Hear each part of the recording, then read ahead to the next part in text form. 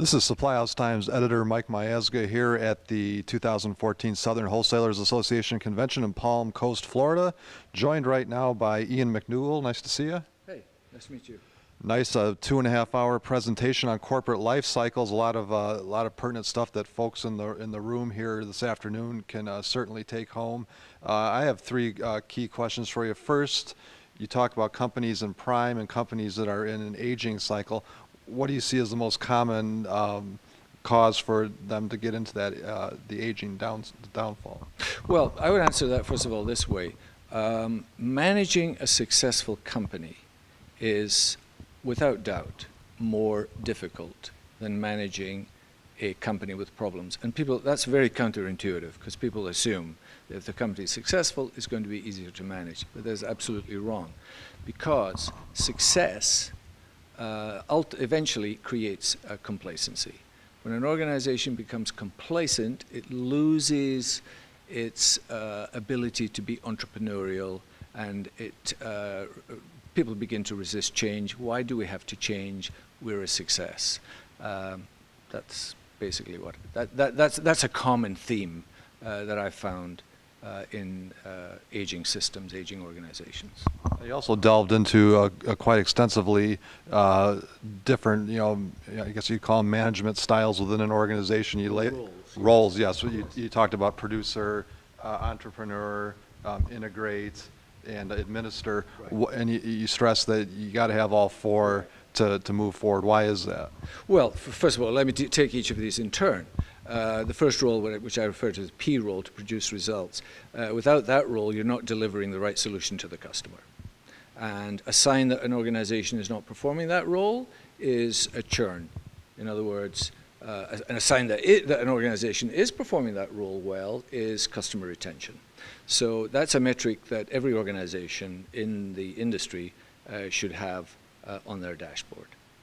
Second one, administration. Without good administration, the system itself is likely to be wasteful and inefficient. Every American industry, by the way, is able to show year-on-year productivity improvements. And I would urge the members to find out what that metric is for their industry. And if they can beat that by 20% on that particular role, they are the champion. Because that's a role that systematizes so that whatever is being produced for the customer, the product or the service, is being done in a manner that is basically not wasteful. The third role I talked about was the entrepreneurial role.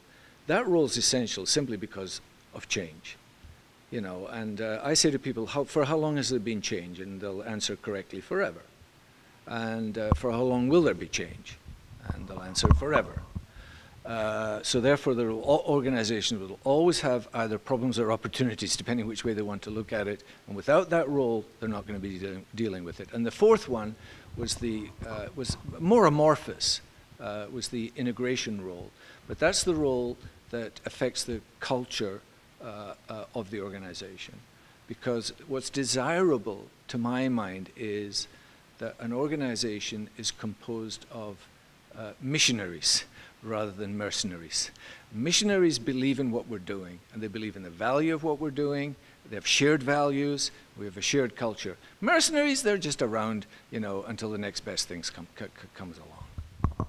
Real quick, your Cliff Notes advice for a company to keep them in prime and prevent them from going down into that agency?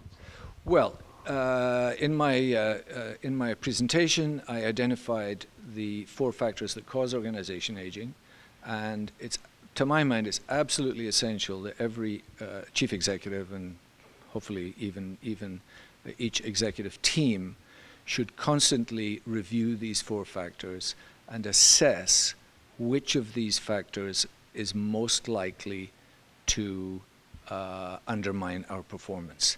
And since they're all manageable, the next question is, what are we going to do about it? Great stuff, great advice. Thanks a lot. Thank you. For more on the SWA convention, read the August issue of Supply House Times.